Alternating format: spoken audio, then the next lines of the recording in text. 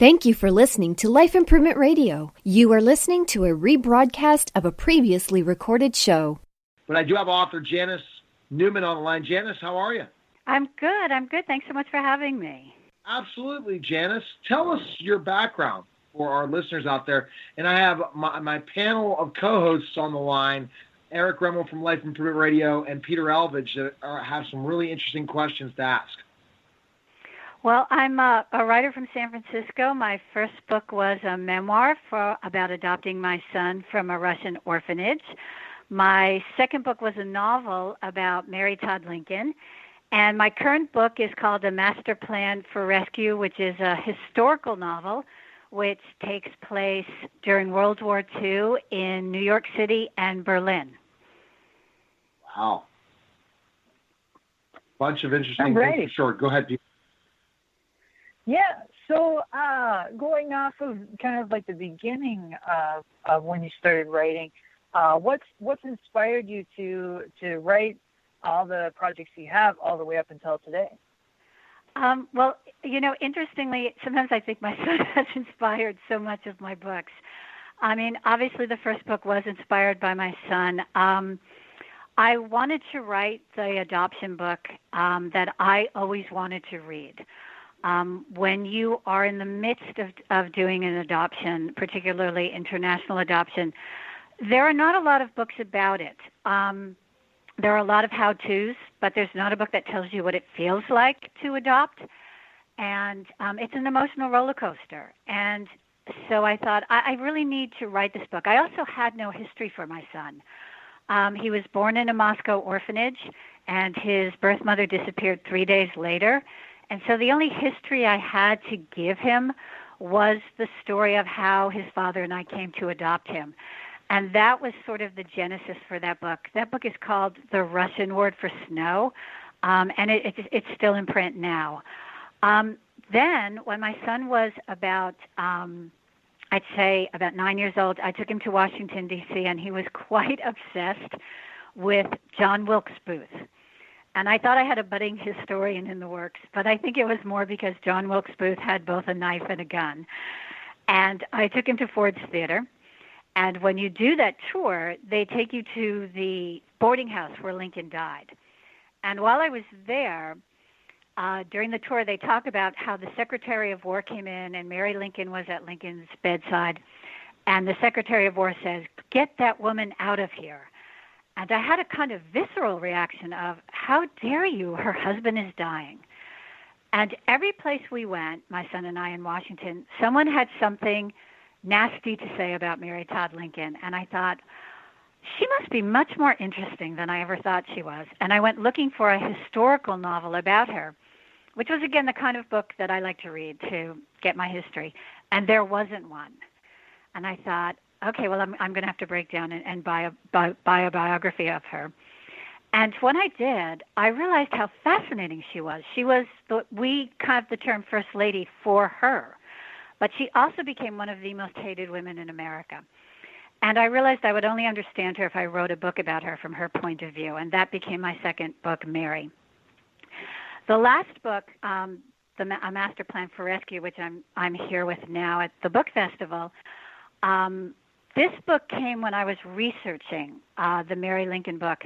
I went to the Holocaust Museum in Washington, and I learned the story of the St. Louis, the refugee ship that left Berlin with 900 Jewish refugees in 1939 and was going to Cuba, but the Cuban president turned them away, and they sailed up the coast of Florida, in fact, so close to Miami that people were coming out to see them, and they were hoping to land in the United States, and Roosevelt turned them away as well, and they had to sail back to Germany.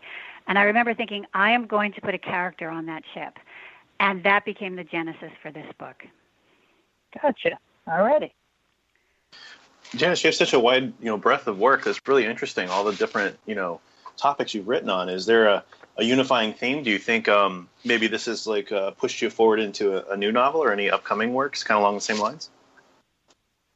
Well, interestingly, there was an 80-page section in A Master Plan for Rescue because That was the sort of backstory of one of my characters' fathers, because there are two main characters in A Master Plan for Rescue.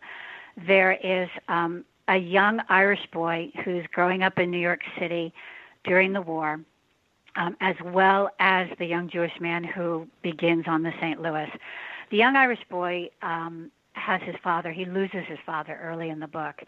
But I had the father's backstory in Ireland, and he had been part of the Irish War for Independence, which takes place in the early 1920s. And it was one of my favorite parts of the book. Unfortunately, what sometimes happens with some of your favorite parts of a book is that your editor says, I'm not really sure why this is here. And you try to keep it, and then you realize sometimes that your editor is smarter than you are, and you take it out. I think I worked on A Master Plan for Rescue for so long, it took 7 years to write this book, that I had actually started another book. So I took those 80 pages and began a new novel with them, with a new character that does begin with the Irish War for Independence, and then my character travels to New York City during the Jazz Age and Prohibition. So I am now wrapping up that book. But it was sort of those 80 pages were like the, sort of, I call it the sourdough starter of the new book. So interesting how one story leads you to another and just kind of continues to go on down the path. Yeah, well, I think you're lucky if that happens. I think sometimes you finish one book and you're kind of casting around for a new topic, and you start one and sort of cast it aside. So I feel really fortunate that one book has so far for me led to another one. What's been the feedback of your latest book with your audience so far? It's been very interesting because this is the first book that I've written that has been close in time period that there are people alive who have lived through it. So it's been really interesting. I've gotten wonderful emails from people who know the neighborhoods. My character, Jack, the boy, is based a lot on my own dad, who grew up in New York City during World War II, and I use many, many of his stories. I have my character live in his apartment building in Manhattan, and I use many of the streets. And lots of people from his generation have emailed me and said, I remember those streets, and you brought this all back to life for me, and I remember those radio shows, and all of this is so true, and that's been really delightful to hear from them. I have also had people, some of the people from the St. Louis, the ship, did survive. They went back and the Netherlands and France and England took some of those people in. The war broke out, so many of them ended up in POW camps, so most of them perished. But some survived, and I have heard from people who knew some of those people who survived, so it's been fascinating to hear from them since the book has come out as well. So all of that, to be able to write a historical novel, but to actually have touched on real people's lives who are still around, that's been kind of a gift. Gotcha. So it's kind of a fun question. If you had to sum up your writings and what you're trying to get out there for your story and your passion, if you had to sum that all up into a symbol/mascot kind of thing, what would you put as being the kind of cultivation of everything? Oh my! Like a physical thing, a symbol or a mascot? That's a good question. I mean, I think for me as a writer, I always just think of the actual books themselves. It's kind of hard to think past that. I think as a writer, when you see your book come back to you each time, that's when it becomes real for me. When we turn in all the words and all the hours into that we've been working on our books and all the characters we see in our heads, and they go into our publisher, and then there's always the day when back in the mail comes the first time you actually get your book, and it's a physical thing you hold in your hand. It's almost surreal, and it's hard to believe that all of those hours and all of those things that you've seen in your head translate into this physical thing that comes back as a book. and this cover that someone else has taken the time to imagine for you.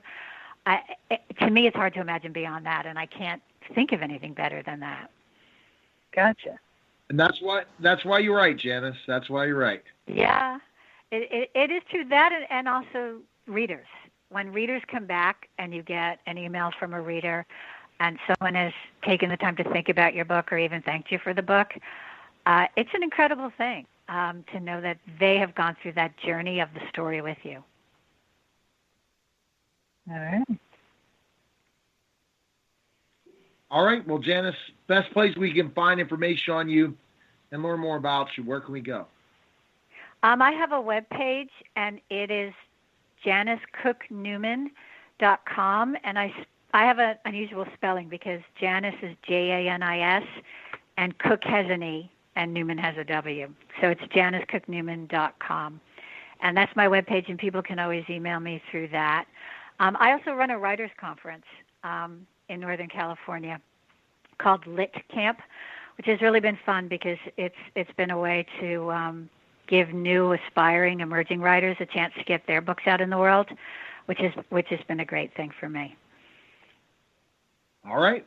Well, thanks for calling, and thanks for stopping by, and enjoy the rest of the book fair. Oh, it's the best. It's one of the best book fairs in the world. So I'm delighted to be here, and thank you so much for having me. All right. Take care. Thanks. Okay. Take care. Bye-bye. Thank you all. You're listening to Bye-bye. Author's Corner. Bye-bye. You're listening to Author's Corner, powered by Life Improvement Radio, live from the Miami Book Fair, and we'll be back in just a moment. Thank you for listening to Life Improvement Radio. The views expressed by show hosts or their guests are their own and shall not be construed in any way as advice from Life Improvement Radio. We make no recommendations or endorsements for radio show programs, services, or products mentioned on air or on our website. Personal perspectives expressed by the producers, writers, or editors will always be presented as such. Any rebroadcast or retransmission without the expressed written consent of Life Improvement Radio is strictly prohibited. Thanks for listening.